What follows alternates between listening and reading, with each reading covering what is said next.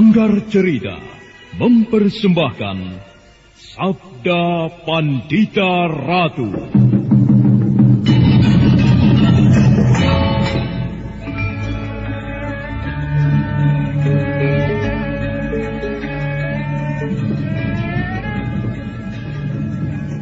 Aneh, kemana larinya orang berjubah merah itu tadi? Sungguh luar biasa, sangat gesit gerakannya. Mestinya aku bisa mengejarnya. Akan tetapi orang berjubah merah itu tiba-tiba lenyap. Tidak banyak orang yang mampu menghilang dalam ajian pengimunan. Orang itu menghilang. Nampaknya orang itu memang dengan sengaja memancingku kemari. Lalu apa maksudnya?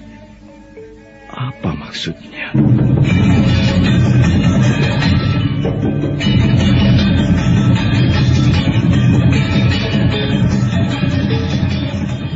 Sabda Pandita Ratu, sebuah kisah penuh dilema, tragedi cinta anak manusia, perebutan tahta, mabuk harta dan duniawi, serta silaunya kehormatan, di mana keangkara murkaan merajalela karena dendam yang membara.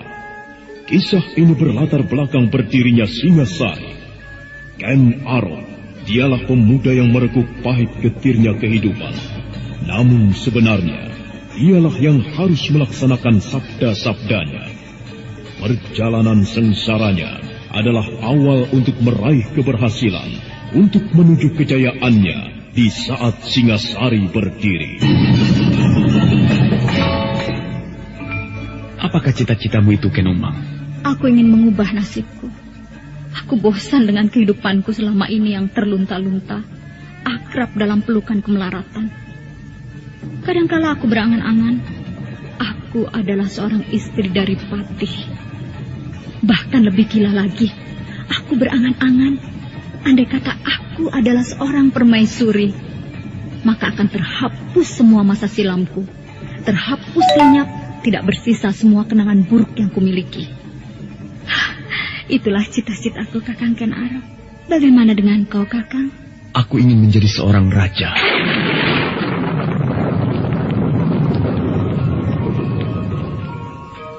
Sabda Pandita Ratu. Naskah ditulis oleh Pondra Swastilangit, diolah oleh Agung Bahrodi, didukung oleh artis-artis terkemuka Ferry Fadli, Eli Ermawati, M. Abud, Ivone Rose, dan lain-lain. Teknik dan montase Ibing Arifin, dengan sutradara Dian Pertiwi. Sabda Pandita Ratu. Kali ini dalam episode ke-17 dengan judul Melacak Dunia Muksa.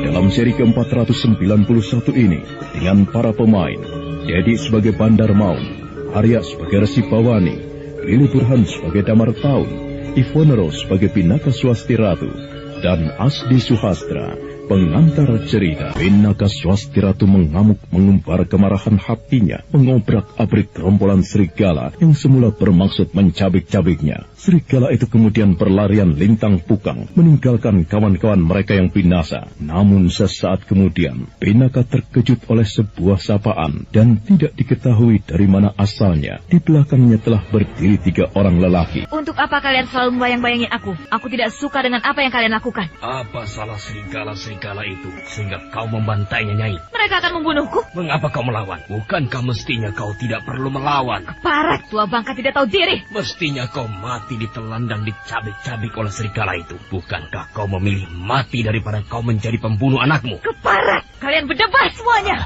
Nyai, lihatlah muridku. Nasibmu dan nasibnya sama. Harusnya kalian memang bersatu. Bersetan denganmu, aku tidak sudi. Aku senang. Andai kata kau menjadi istri muridku. Kalian berdua merupakan pasangan yang serasi. Di telapak tangan kiri kalian berdua terdapat sebuah raja yang gegirisi. Apalagi yang kurang? Kau yang kurang waras. Kalian semuanya kurang waras. Ayo, majulah. Majulah kalian. Jika semula aku selalu menghindar dari kalian lagi, sekarang tidak lagi. Anak lelakiku telah berada di tempat yang aman. Dan aku tidak akan tinggal diam menghadapi orang-orang yang akan membahayakan anakku. Maju, aku bunuh kau. Pinaka Swasti Ratu menggeram, tatapan matanya sirik tertuju kepada lelaki yang baru saja berbicara kepadanya. Perempuan yang tidak mampu menghindari kutukan Raja Trinetra itu telah bulat tekadnya untuk menghadapi ketiga orang yang memburu mengejar-ngejar anaknya itu hingga titik darah yang penghabisan.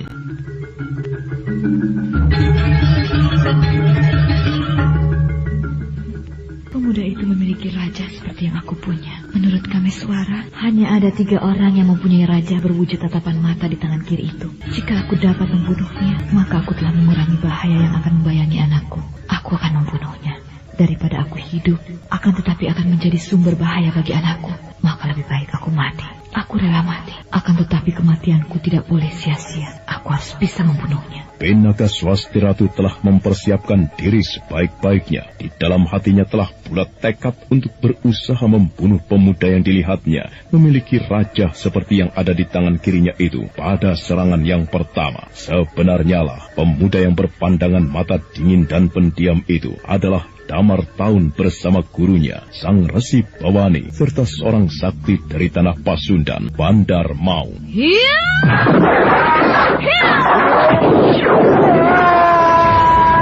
Mengapa kau bermaksud bertindak curang kepadaku? Aku tidak berhasil. Kau curang. Orang semacam kau tidak ada harganya untuk dinilai dengan sikap jantan. Jangan menolak, akan aku bunuh kau. Bagaimana aku harus menyerahkan nyawaku begitu saja kepadamu? Perempuan, sebaiknya kau tidak ingkar atas apa yang sedang kau hadapi. Kau boleh terpengaruh oleh kutukan yang hinggap di tubuhmu. Akan tetapi aku tidak sudi.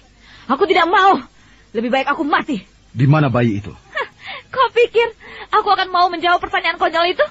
Sebaiknya kau jangan mengelak dari takdirmu. Meski kau berusaha, bahkan dengan menggugat keadilan dewa sekalipun, kau tidak akan pernah berhasil. Takdir? Takdir apa? Kutukan apa? Semuanya itu salah alamat. Aku ibu bayi itu. Aku yang melahirkannya. Tindakan bodoh jika Durga para bandari yang mencoba lahir kembali itu bermaksud menggunakan aku sebagai alatnya. Persetan! Nyai, sebaiknya katakan saja di mana bayimu itu. Lebih baik kau tutup saja mulutmu itu, kakek tua. Aku tidak senang dengan baunya. Kata-katamu nyelekit, Nyai. Aku bisa bertindak kasar jika aku mau. Kalian hanya berbicara saja. Ayo, jika kalian memang bermaksud untuk membunuhku, bunuh saja. Lihat telapak tangan kirimu, Nyai. Lihat raja di tanganmu itu. Sebaik-baiknya. Lihatlah, maka Nyai akan menyadari di mana seharusnya Nyai berdiri. Persetan dengan raja setan ini. Kau pikir aku bangga karena memilikinya? Aku akan membesetnya. Jika perlu, aku akan memotong lengan ini untuk membuangnya. Kau pikir raja itu akan lenyap meski kau potong lenganmu, Nyai? Tidak, Nyai. Nyai tidak akan bisa melepaskan diri meski Nyai telah membuang raja di tanganmu itu. Jiwa dari raja itu telah menyatu di sekujur tubuhmu, mengalir lewat darahmu, Nyai. Kalau kau tidak percaya, potong saja tanganmu. Nanti kalau ternyata apa yang aku katakan itu salah, kau boleh membelah dadaku. Kemarilah, Kiai. Aku akan membelah dadamu. Aku akan memakan jantungmu. Wah, mengerikan sekali. Guru, aku tidak suka dengan pembicaraan yang panjang lebar. Aku ingin menangkap orang itu hidup-hidup. Pinaka Swasti Ratu segera mempersiapkan diri sebaik-baiknya. Matanya liar memandang 3 orang lelaki yang berada di depannya, yang bergerak mengepungnya rapat-rapat. Pinaka menggerakkan kedua tangannya silang menyilang.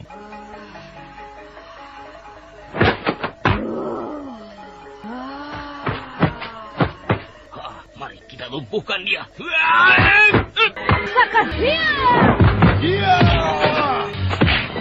Serangan mengalir bagaikan banjir bandang. Pinaka mengamuk bagaikan harimau kehilangan anaknya. Tetapi ketiga lawannya terus menyerangnya bagaikan aliran air bah yang tiada habis-habisnya. Adalah sesuatu yang aneh luar biasa yang dialami oleh Pinaka. Tetapi Pinaka sendiri tidak menyadari apa yang sebenarnya tengah terjadi. Pengaruh raja di tangan kirinya mulai bekerja, menyebabkan dia menjadi orang yang kalap, bahkan sempurna kehilangan kesadarannya. Tidak ingat lagi apa sebenarnya tujuan pertempuran itu. Waktu terus bergerak, pertempuran yang terjadi suaranya gemeresak mengaduk hutan yang tidak jauh dari lembah itu. Mengagetkan penghuninya, hantaman tangan berkekuatan raga Bajra di tangan Pinaka menimpa pohon menimbulkan suara gemuruh. Berbagai ajian dipergunakan oleh Pinaka, meski ia menggunakan pula aji Kakang Kawah Adiari-ari. Tetapi ketika lawannya mampu mementahkan ilmu itu, hingga kemudian ketika tengah malam lewat. Sekaranglah saatnya. Hiya! Hiya!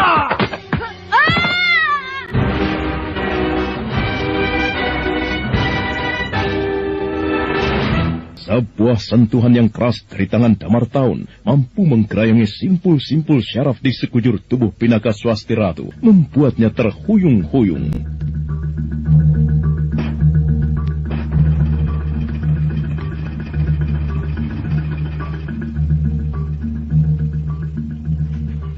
Iblis, ayo, bunuh aku!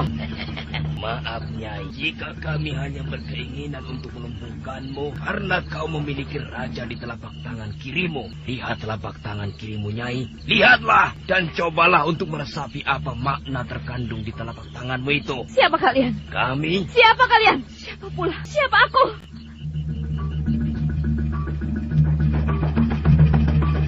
Pertanyaan aneh itu membuat Resi Bawani dan Bandar Maung saling pandang. Mereka sibuk bertanya-tanya dalam hati. Tetapi sesaat kemudian, Resi Bawani mengangguk-anggukan kepala. Apa yang kau rasakan, Nyai?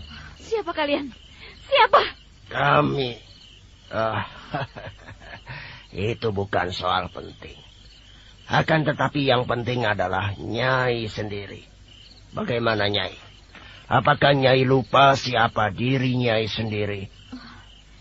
Siapa aku? Namamu Nyai Carang. Nyai Carang? Iya. Carang. Carang?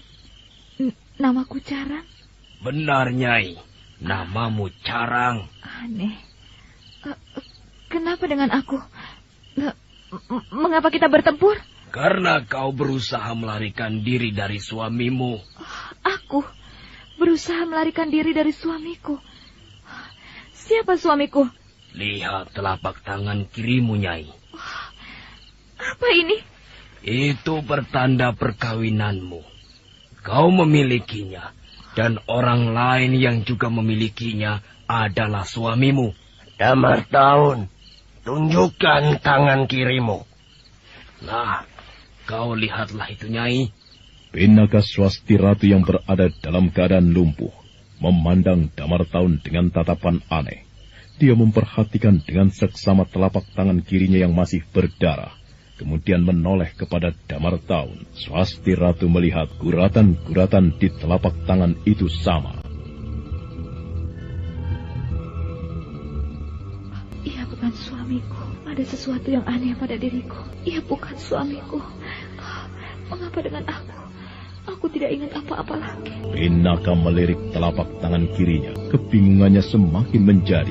Namun sementara itu, di luar pengetahuan siapapun, tiba-tiba ada bayangan putih yang berkelebat sangat cepat. Kurang ajar, berhenti! Bagaikan genderuwo yang muncul begitu saja, seolah tidak diketahui dari mana asalnya. Bayangan putih itu melesat amat cepat, menyambar tubuh Pinaka dan membawanya terbang di antara pepohonan. Bagaikan berlomba lari, Bandar Maung, Resi Bawani serta Damar Taun melesat menyusulnya. Pengaruh jahat yang menggeram di dalam telapak tangan kirinya membuat Pinaka Swasti Ratu kehilangan jati diri. Dia tidak ingat lagi siapa dirinya sebenarnya. Bandar Maung semakin menyesatkannya dengan memberinya nama baru. Tetapi tiba-tiba, tidak diketahui dari mana asalnya, ada sesosok tubuh berjubah putih yang melesat sangat cepat menyambar Pinaka. Kurang ajar. Gerakan orang itu cepat sekali. Kau tahu siapa dia, Dirsi? Tidak, Kakang. Larinya cepat, gambaran bahwa orang itu memiliki ilmu kanuragan yang sangat tinggi pula. Itulah Kakang Bandar Maung. Selama ini kau bagaikan katak di dalam tempurung. Yang kau ketahui hanyalah seputar tempurungmu itu sendiri. Ketika kemudian kau keluar, kau terkejut melihat dunia ternyata sedemikian luasnya. Jangan mengecilkan Bandar Maung, Dirsi. Aku mengatakan apa yang aku lihat. Damar Taun. Bagaimana, Guru? Perempuan itu telah kehilangan jati dirinya. Tidak ada gunanya kita mencarinya. Meski perempuan itu berusaha melawan kekuatan raja itu. Akan tetapi aku yakin, takdir tidak akan bisa dihindarinya. Ada yang lebih penting dari sekedar perempuan itu, Damartaun, yaitu bayi itu. Benar, Guru. Kita tinggalkan tempat ini. Kita lacak kemana perginya bocah Badrawati yang membawa bayi itu. Ayo.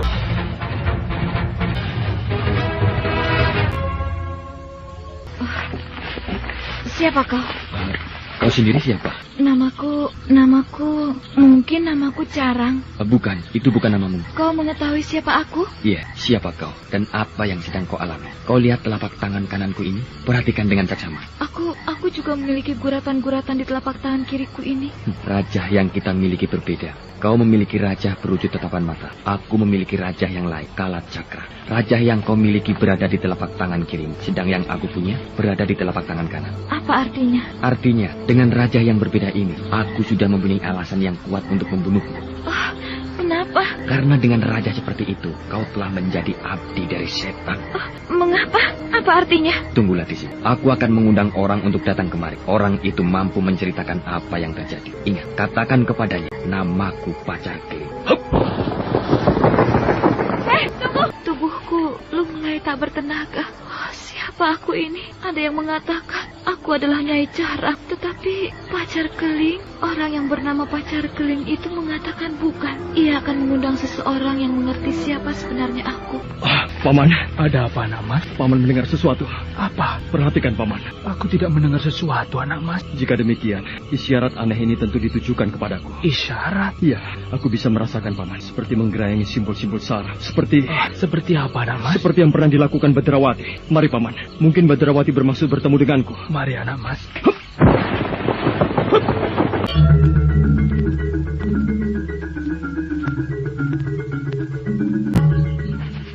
Nampaknya bukan Badrawati, paman. Jika Badrawati, ia tentu tidak melakukan hal ini. Ia tidak perlu bermain kucing-kucingan. Jadi? Ya, sumber getaran aneh ini aku rasakan dari arah sana, paman. Oh, lihat, itu dia. Ada orang berlari ke sana. Oh, sial. Cepat sekali orang itu berlari. Kita kehilangan jejak. Nampaknya ia masih berada di sekitar tempat ini. Orang berpakaian serba putih itu tentu masih bersembunyi. Mungkinkah orang itu Ken Arok? Ken Arok? Iya, ketika Ken Arok mengobrak-ngabrik baik Tumapel maupun Kediri sebagai seorang perampok, ia menggunakan sebuah ciri yang mudah dikenal. Jubah putih. Apa maksudnya ia mengajak bermain petak umpet seperti ini? Tunggu, aku mendengar desah nafas dari arah sana. Bahkan seperti orang yang mengeluh. Perempuan. Pinaka. Kameswara? Jagat Dewa Batara. Pinaka. Apa yang terjadi padamu? Mana Parameswara? Mana anakku? Mana Parameswara? Mana? Cepat jawab. Mana anakku? Kameswara. Bagaimana? Bunuh aku, Kameswara. Bunuhlah aku. Apa maksudmu? Lihat Kameswara. Lihat tanganku. Lihat Kameswara. Mengapa harus aku, Kameswara? Apa salahku? Apa yang kau lakukan kepada anakmu sendiri? Cepat jawab. Apa yang telah kau lakukan kepada anakmu? Anak mas, tenanglah. Tenang anak mas. Nyai, cobalah tenangkan perasaanmu. Ceritakan dengan hati yang tenang. Apa yang terjadi? Di mana anakmu? Badrawati, Bapak. Badrawati yang membawa bayimu? Ya. Mengapa Badrawati membawanya? Iya, ia memaksa memisahkannya dariku, Paman. Aku tidak bisa menolaknya. Syukurlah, Nyai. Jika itu yang telah terjadi, Badrawati telah bertindak benar. Badrawati terpaksa harus memisahkan Nyai dari Parameswara. Karena Nyai sendiri merupakan sumber bahaya baginya. Aku tidak sadar, Paman. Aku hampir saja membunuh anakku. Apa salahku, Paman Bresima? Mengapa di tangan kiriku terdapat raja keparat seperti ini? Lihat, Paman. Aku telah berusaha membesetnya. tapi ia tetap menempel di telapak tanganku. Kameswara, daripada aku akan menjadi bayangan bahaya bagi anak lelakiku sendiri, bunuh aku, Kameswara. Kau harus mau melakukannya. Ayo, Kameswara, tolong bunuhlah aku. Jangan ragu, Kameswara. Aku rela mati. Aku rela mati asal itu untuk kehidupan anakku. Lakukan, Kameswara. Kameswara memandang nanar ke arah telapak tangan Pinaka. Diperhatikannya wujud telapak tangan itu dengan seksama. Tangan itu telah terkelupas mengerikan. Bahkan sebagian tulang yang putih nampak. Tetapi Raja Aneh itu tetap melekat erat pada bagian daging. Tidak tahu bagaimana awalnya, Kameswara merasa hatinya sangat teradu. Dan kemudian air matanya pun bergulir. Kameswara tidak mampu membendung rasa sedihnya. Saudara pendengar, untuk mengetahui jawabannya, ikutilah kelanjutan kisah ini dalam seri berikutnya. Sampai jumpa.